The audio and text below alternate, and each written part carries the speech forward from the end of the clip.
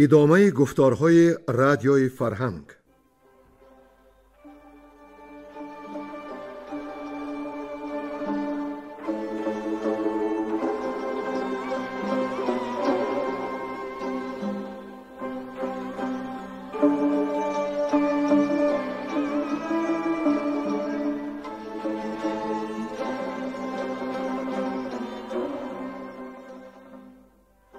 بسا رنج بردم در این سال سی، عجم زنده کردم بدین پارسی. بسا رنج بردم در این سال سی، عجم زنده کردم بدین پارسی.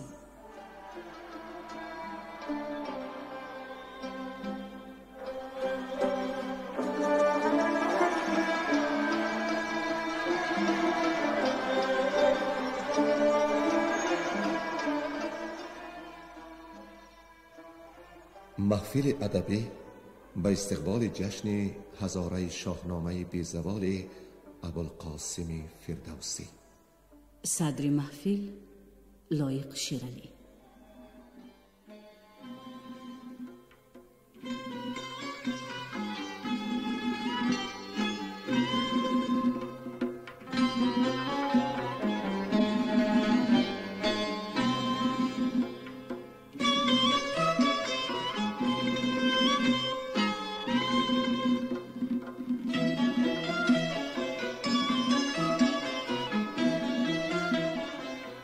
شنوندگان ارجمند یاد دارند که ما در گفته‌های پیشین داستان پادشاهی گشتاسپ را روایت کردیم و حالا رسیدیم به داستان هفت خان اسفندیار. اما چنان که پیمان کرده ایم، پیش از روایت هر داستانی از گفته‌های بزرگان در ستایش ابرمرد شعر و ادب فارسی ابوالقاسم فردوسی پاره بیاوریم. حالا یک پاره شعر از شاعر و دانشمند ایرانی حبیب یغمایی به شنوندگان گرامی تقدیم می شود. ای که حق داده در سخنوریت، برترین رتبه پیامبریت. نه تو خود زنده جاودان هستی، زندگی بخش دیگران هستی. زنده از فکر آسمانی تو، پهلوان‌های باستانی تو. این زبان را که خوانده اند دری، استادی، معلمی، پدری. روشنی یافته عالم از رایت، به به از رای عالم آرایت. وحی از خالق جهان داری، آفرین از فرشتگان داری. گر نبودی زبان نبودیمان، شهرتی در جهان نبودیمان. و اینک آغاز داستان هفت خان اسفندیار، گویندگان ساربان، بیرنگ کهدامنی، نظام قاسم و کمینه.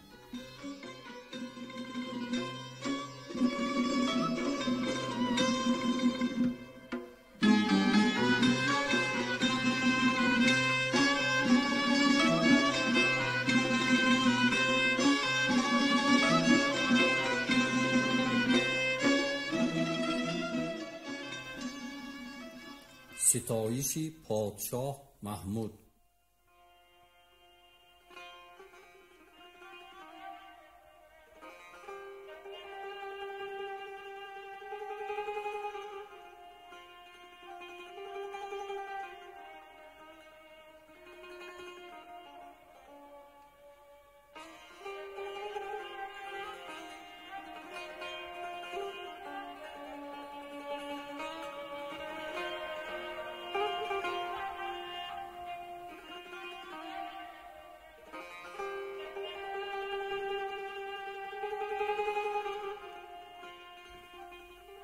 کنون زین سپس هفت خان آورم، سخنهای نغز و جوان آورم. بگویم به تأیید محمود شاه، بدان فر و آن خسروان کلاه. بدان کین و داد و بدان رزم و بزم، بدان امر و نهی و بدان رای و عزم. اگر بخت یک بار یاری کند، بدین طبع من کامگاری کند. که شاهی جهان جاودان زنده باد، بزرگان گیتی ورا بنده باد. چو خورشید تابنده بنمود چهر، بیاراست روی زمین را به مهر. به برجی بره تاج بر سر نهاد، از او خاور و باختر گشت شاد. پر از غلغلی رعد شد کوهسار، پر از نرگس و لاله شد جویبار. ز لاله شکیب و ز نرگس فریب، ز سنبل مهیب و ز گلنار زیب. پر آتش دل ابر و پر آب چشم، خروش مغنی و جستن به خشم. چو آتش برآید بپالاید آب، وز آواز او سر درآید ز خواب. چو بیدار گردی جهان را ببین، که دیباست یا نقش مانی بچین. چو رخشنده گردد جهان ز آفتاب، رخی نرگس و لاله بیند پرآب. بخندد بگوید که ای شوخ چشم، ز عشق تو گریم نه از درد و خشم. نخندد زمین تا نگرید هوا، هوا را نخوانم کفی پادشاه. که باران او در بهاران بود، نه چون همتی شهریاران بود. به خورشید ماند همه دست شاه، چو اندر حمل بر فرازد کلاه. اگر گنج پیش آید ار خاک خشک، وگر آب دریا و گر در و مشک. ندارد همه روشناییش باز، ز درویش و از شاهی گردن فراز. کفی شاه ابوالقاسم آن پادشاه، چنین است با پاک و ناپارسا. دریغش نیاید ز بخشیدن هیچ، نه آرام گیرد بر روزی بسیج.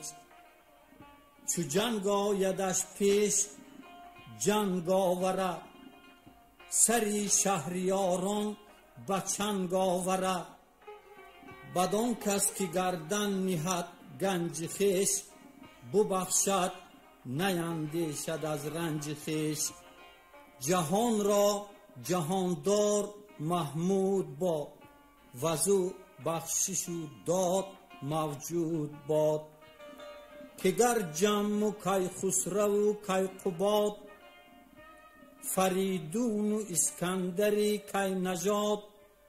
برآرند با تاج سر را ز خاک، کنند این جهان را ز بیداد پاک.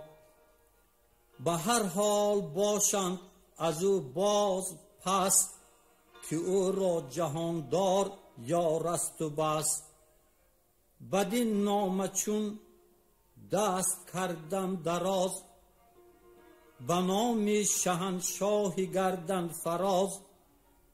نجستم بدین من مگر نام خویش، بمانم بیابم مگر کام خویش. همه پهلوانان و گردن کشان، که دادم در این قصه زیشان نشان. همه مرده از روزگاری دراز، شد از گفت من نامشان زنده باز. منم عیسی آن مردگان را کنون، روانشان به مینو شده رهنمون. بماناد تا هست گردون به پای، مرین داستانی همایون بجای. ز روی این دیج اکنون جهان دیده پیر، نگر تا چی گوید تو زو یاد گیر.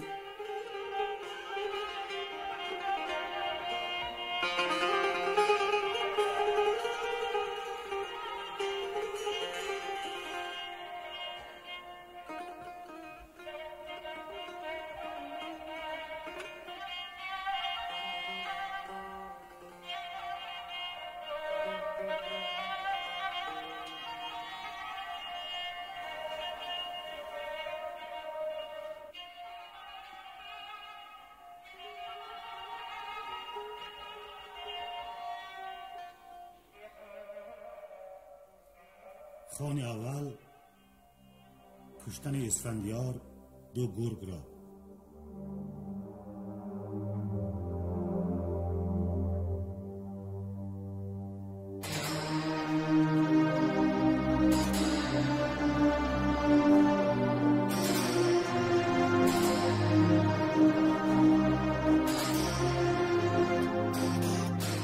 آغاز داستان. سخنگوی دهقان چو بنهاد خوان، یکی داستان راند از هفت خوان. یکی جام زرین به کف برگرفت، ز گشتاسپ آنگه سخن در گرفت. ز رویندژ و کار اسفندیار، ز راه و ز آموزش گرگسار. چنین گفت چون او بیامد به بلخ، زبان و روان پر ز گفتار تلخ.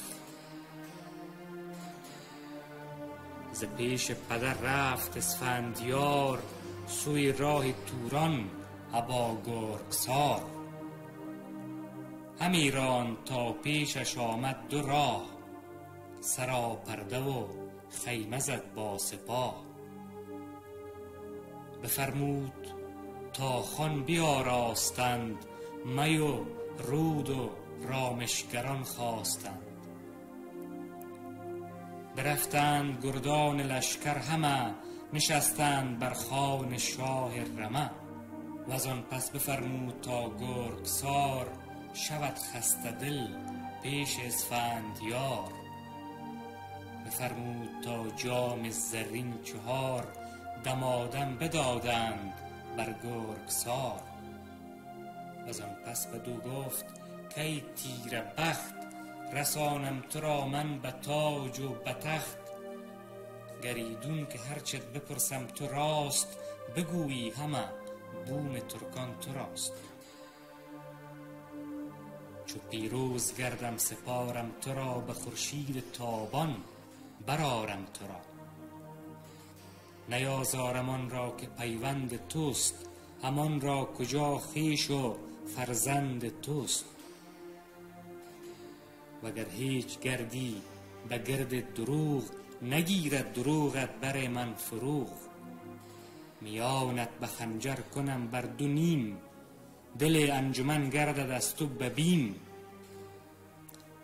چنین داد پاسخ ورا گرگسار، کی نامور فرخ اسفندیار. ز من نشنود شاه جز گفت راست، تو آن کن که از پادشاهان سزاست.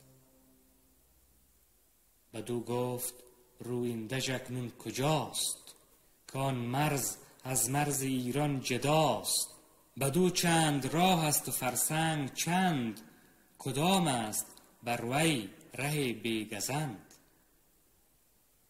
سپه چند باشد همیشه دروی، ز بالای دژ هرچه دانی بگوی. چنین داد پاسخ ورا گرگسار، کی نامور فرخ اسفندیار. سه راه است از ایدر بدان بارگاه، که ارجاسپ خواندش به پیکارگاه. یکی در 3 ماه و یکی در 2 ماه، سپه را همی راند باید براه. یکی راه پر آب و خرگاه و شهر، کند بر بزرگان توران دو بهر. دگر آن که راهش بود در دو ماه، سپه را خورش تنگ باشد برا. گیا نیست آبشخور چار پای، فرود آمدن را نیابی تو جای. سه دیگر ببرد به یک هفته را، به هشتم بروینده جاید سپاه. پر از شیر و گرگ است و نر اژدها، که از چنگشان کس نیابد رها. فریب زن جادو از گرگ و شیر، فزون است و زان اژدهای دلیر. رهش پر ز خرد است کاید بزیر، بود گور و آهو درو جمله سیر. زن جادو از جادوان بگذرد، به افسون و تنبل کسی نشمرد. یکی را ز دریا برآرد به ما، یکی را نگون اندر آرد به چاه. بیابان و سیمرغ و سرمای سخت، که چون باد خیزد بدرد درخت. و از آن پس چو روینده جاید پدید، نه دژدید از آن سان کسی نه شنید. سر باره برتر ز ابر سیاه، بدو در فراوان سلیح و سپاه. به گردندرش آب و رود روان، که از دیدنش تیره گردد روان. به کشتی برو بگذرد شهریار، چو آید به هامون ز بهر شکار. به 100 سال اگر ماند اندر حصار، ز بیرون نیاید چیزی بکار. هم اندر دژش کشتمند و گیا، درخت برومند هم آسیا. چو اسفندیار این سخنها شنید، زمانی بپیچید و دم در کشید. بدو گفت ما را جز این راه نیست، به گیتی به از راه کوتاه نیست. چون این پاسخ آورد پس گرگسار، که بر 7 خوان هرگز ای شهریار. به زور و بازار نگذشت کس، مگر کستن خویشتن کرد بس. بدو نامور گفت اگر با منی، ببینی دل و زور آهرمنی. به پیشم چه آید چه گویی نخست، که باید به پیکار او راه جست. چون این داد پاسخ ورا گرگسار، که این نامور مرد ناباکدار. نخستین به پیش تو آید دو گرگ، نر و ماده هر یک چو پیل سترگ. بسان گوزنان بسر بر سرو، همی رزم شیران کنند آرزو.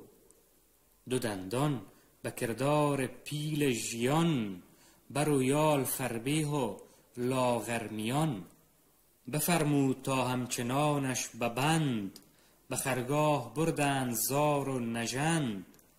بیاراست خرم یکی بزمگاه، به سر برنهاد آن کیانی کلاه. همه هرچه گفتند در آن جای پاک، شنید و نیامدش از او هیچ باک. چو خورشید بنمود تاج از فراز، هوا بر زمین نیز بگشاد راز.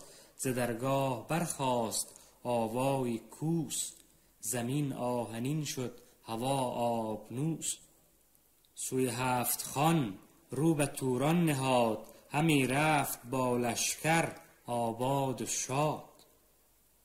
چو از راه نزدیک منزل رسید، ز لشکر جهان دیده برگزید. پشوتن یکی مرد بیدار بود، سپه را ز دشمن نگهدار بود.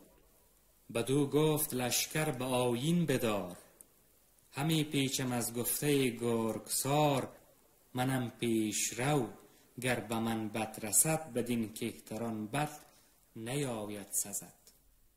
بیامد بپوشید خفتان جنگ، کشیدند بر اسب شبرنگ تنگ.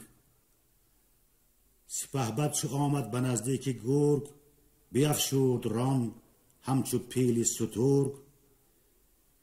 بدیدند گرگان بر و یال اوی، میان یلی چنگ و کوپال اوی. ز هامون سوی او نهادند روی، دو پیل دژآگاه و دو جنگجوی. کمان را بزی کرد مرد دلیر بغرید برسان درنده شیر. به آهرمنان تیر باران گرفت، به تندی کمین سواران گرفت. ز پیکان پولاد گشتند سست، نیامد یکی پیش او تندرست. نگه کرد روشندل اسفندیار، بدید آنکه زو سوست گشتند دو زار. یکی تیغ زهرآبگون برکشید، اینان را گران کرد و سر در کشید. سرانشان به شمشیر برکرد چاک، گل انگیخت از خون ایشان ز خاک. فرود آمد از نامور بارگی، به یزدانش بنمود بیچارگی. سلیح و تن از خون ایشان بشست، بران خاک بر پاک جای بجست. بران ریگ سر سوی خورشید کرد، دل پر ز درد و رخ پر ز گرد. همی گفت که داوری دادگر، تو دادی مرا زور و فر و هنر. تو کردی ددان را بدین خاک جای، تو باشی به هر نیکی رهنمای.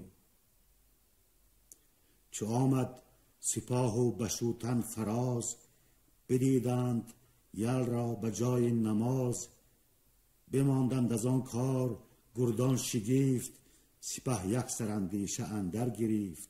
که این گرگ خوانیم یا پیل مست، که جاوید بادین دل و تیغ و دست. ابی او که اورنگ شاهی مباد، بزرگی و بزم و سپاهی مباد. برفتند گردان فرخنده رای، بری او کشیدند پرده سرای. یکی خوان زرین بیاراستند، خورش ها بخوردند و می خواستند. غم آمد همی بهره گرگسار، ز گرگان جنگی و اسفندیار.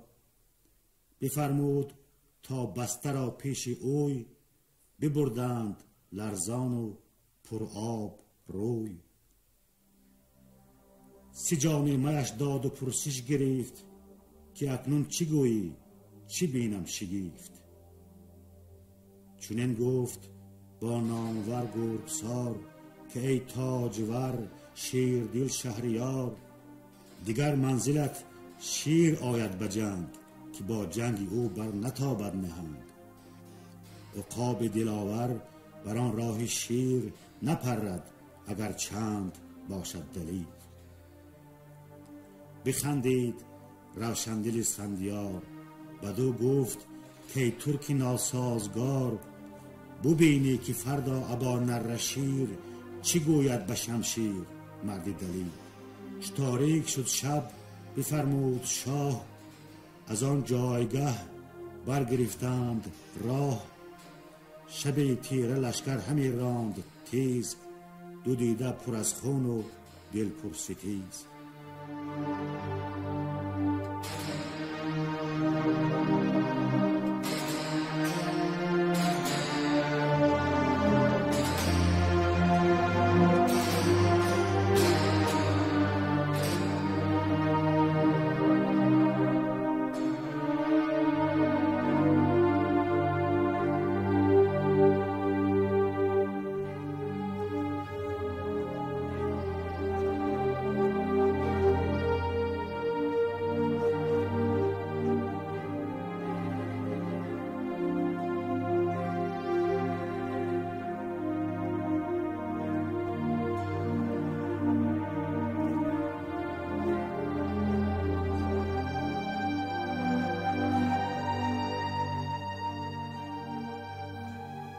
خان دوم کشتن اسفندیار شیران را.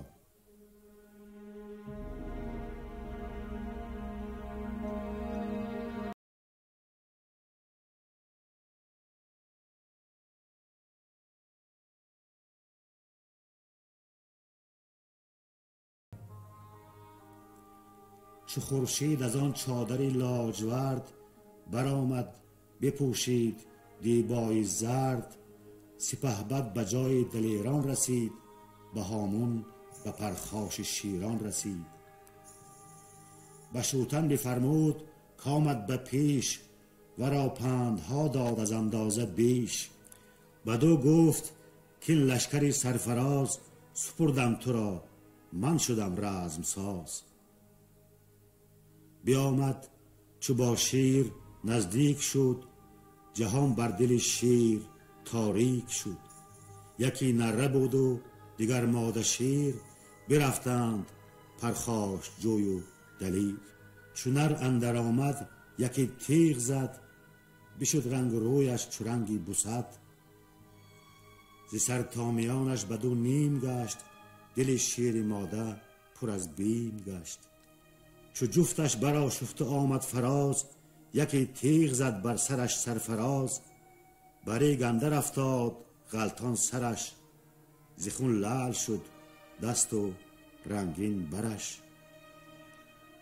به آب اندر آمد سر و تن بشست، نگهدار جز پاک یزدان نجست. چنین گفت که داور داد پاک، به دستم بدان را تو کردی هلاک. همان در زمان لشکر آنجا رسید، به شوتن بر و یال شیران بدید. به اسفندیار آفرین هر کسی، بخواندند از اندازه افزون بسی. و از آن پس بیامد یلی رهنمای، به نزدیک خرگاه و پرده سرای. نهادند خوان و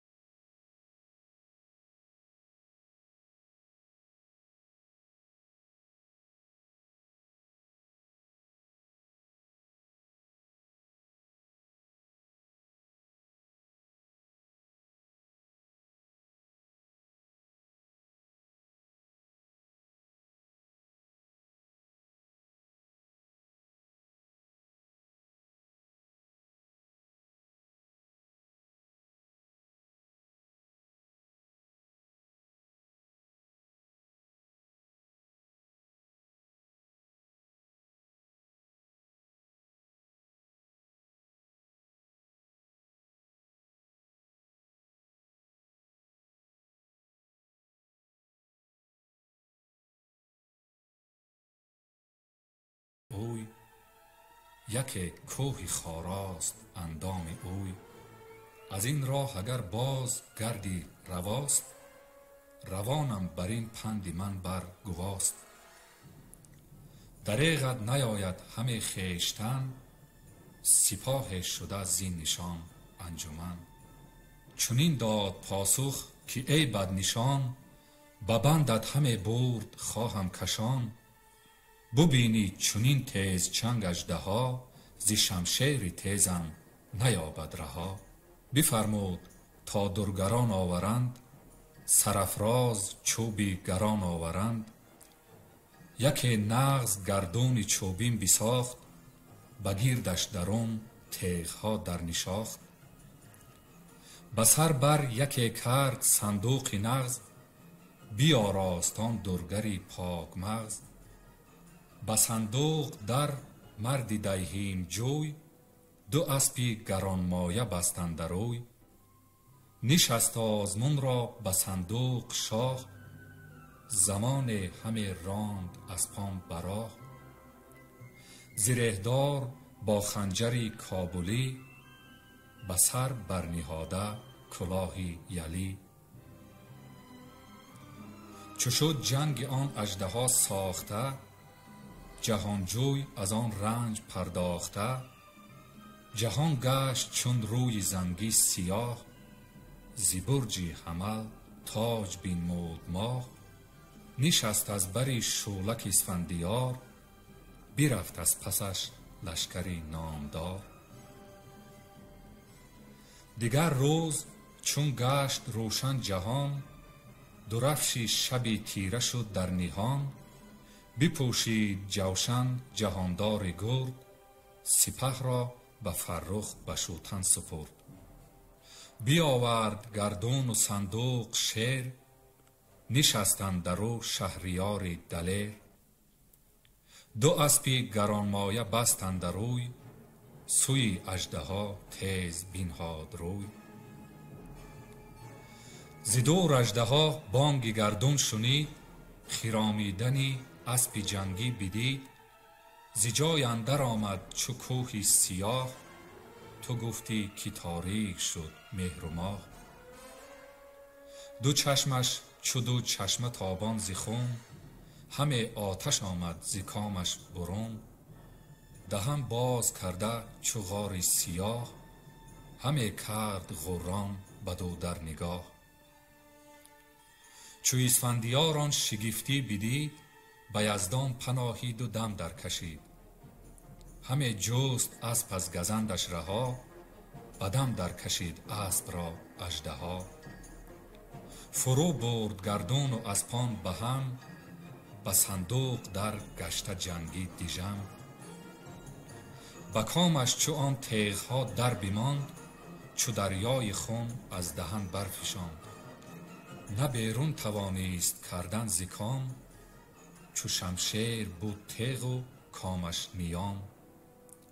ز گردون و از تیغها شد غمی، به زور اندر آمدش لخت کمی. برآمد ز صندوق گردی دلیر، یکی تیز شمشیر در چنگ شیر. به شمشیر مغزش همه کرد چاک، همه دود و زهرش برآمد ز خاک. از آن دود و آن زهر مدهوش گشت، چو کوه بیفتاد و بیهوش گشت. بشوتن بیامد هم اندر زمان، پسی پشت او با سپاهی گران. بترسید کاو را بد آمد بروی، دلش گشت پرخون و پر آب روی. سپاهش همه ناله برداشتند، پیاده شدند اسب بگذاشتند.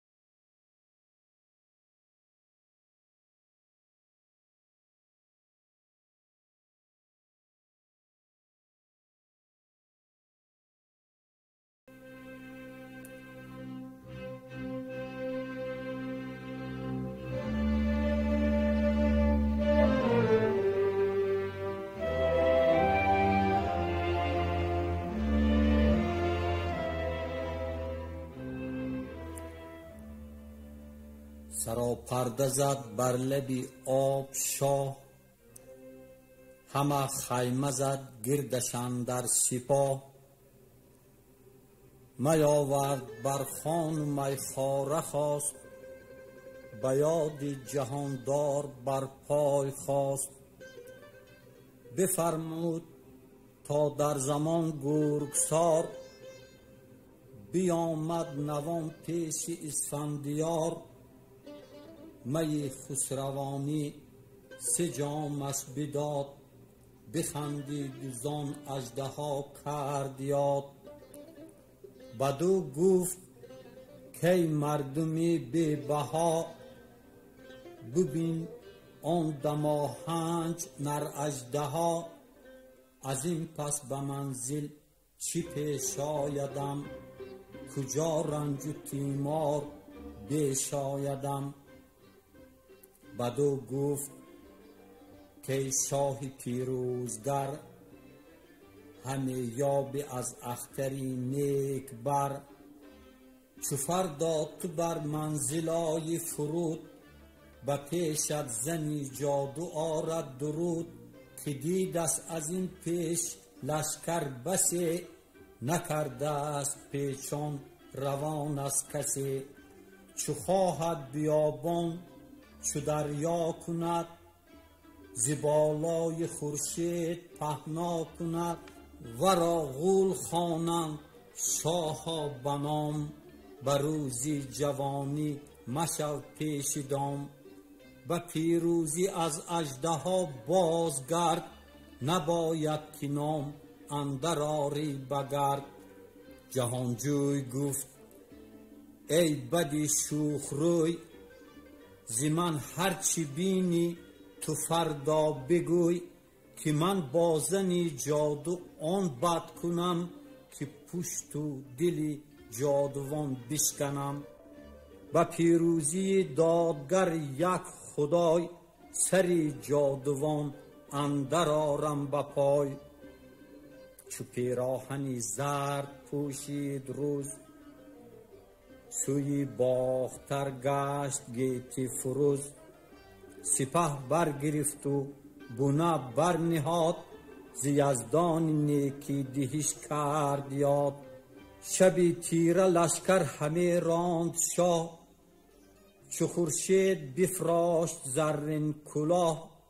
چو یاقوت شد روی برج بره، بخندید روی زمین یکسره. سپه را همه با بشوتن سپرد، یکی جام زرین پر از می ببرد.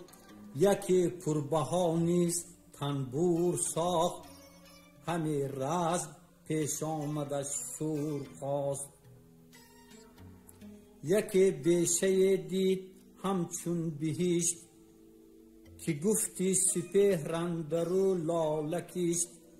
ندید از درخت اندرو آفتاب، به هر جای جوی روان چون گلاب. فرود آمد از بارگی چون سزید، ز بیشه لبی چشمه برگزید. یکی جام زرین به کف برنهاد، در آن دم که از می دلش گشت شاد. همانگاه تنبور در بر گرفت، سراییدن از کام دل در گرفت. همه گفت با خود یل اسفندیار، که هرگز نبینم می و میگسار. نبینم جز از شیر و نر اژدها، ز چنگی بلاها نیابم رها. نیابم همه زین جهان بهره، به دیدار فرخ پری چهره. زنی جادو آواز اسفندیار، چو بشنید چون گل شدن در بهار. چنین گفت کامد هزار بی بدام، ابا جامه و رود پر کرده جام. پراژنگ روی و بدایین و زیشت، بدان تیرگی جادویی ها نوشت، بسانی یکی ترک شد خوب روی، چو دیبای چینی رخ و موش بوی، با بالای سرو چو خورشید روی، فروهشته از موش تا پای موی. بیامد به نزدیک اسفندیار، دو رخ چون گلستان و گل در کنار. جهانجوی چون روی او را بدید، سرود و می و رود برتر کشید. چنین گفت که دادگر یک خدای، با کوه و بیابان توی رهنمای. بجستم هم اکنون پری چهره، وطن شهره زو مرا بهره. یکی جام پرباده موش بوی، بدو داد تا لعلگون کرد روی. یکی نغز پولاد زنجیر داشت، نهان کرده از جادو آژیر داشت. با بازوش بربسته بود زردوهیشت، با گشتاسپ آورده بود از بهشت. بینداخت زنجیر در گردنش، بدان سان که نیرو نبرد از تنش. زنی جادو از خویشتن شیر کرد، جهانجوی آهنگ شمشیر کرد. بدو گفت بر من نیاری گزند، اگر آهنین کوه گردی بلند. بیارای از آن سان که هست آن رخت، و شمشیر باشد کنون پاسخت. به زنجیر شد گنده پیری تباه، سر و موی چون برف و روی سیاه. یکی تیز خنجر بزد بر سرش، و خاک اندر آمد سر و پیکرش. چو جادو بمرد آسمان تیره گشت، بدان سان که چشم اندرو خیره گشت. یکی باد و ابر برآمد سیاه، بپوشید دیدار خورشید و ماه. به بالا برآمد جهانجوی مرد، چو رعدی خروشان یکی ویله کرد. بشوتن بیامد سبک با سپاه، چنین گفت کی نامبردار شاه. نه با زخم تو پای دارد نهنگ، نه جادو نه شیر و نه گرگ و پلنگ. بمانی بر این هم نشان سرفراز، جهان را به مهری تو بادا نیاز. یکی آتش از تارکی گرگسار، برآمد ز پیکار اسفندیار.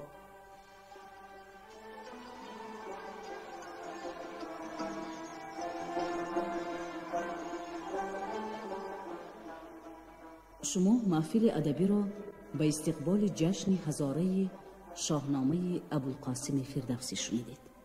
انجام گفتار ادبی.